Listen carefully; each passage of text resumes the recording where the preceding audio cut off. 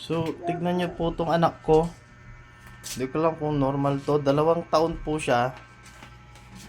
Nahahawakan niya ng maayos na yung ballpen. Ash, anong sinusulat mo? Balon. Balon? Yes.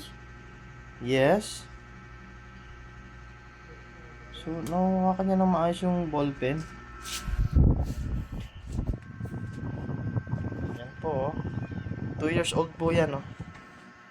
Yan, ang hilig magsulat. Kung ano namang sinusulat. Balon to, eh. Kamay niya ang dinodrawing niya, oh. Yan, oh. Imagine nyo yan, 2 taon yan, ha. Oh.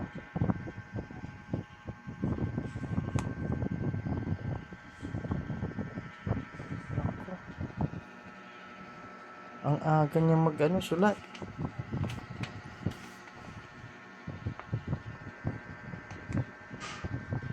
Oh, yan. Kung ano mga sinusulat to, oh.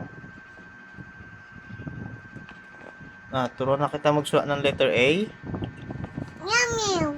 Meow meow. Mama. Oh, sige, drawing mo si mama.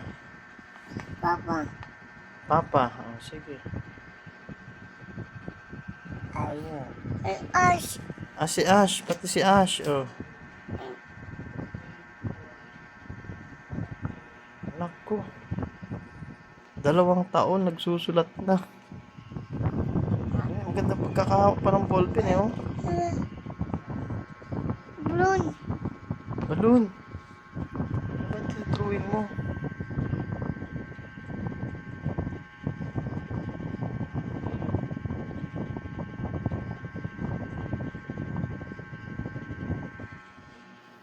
Ay, naku. Galing-galing, ah.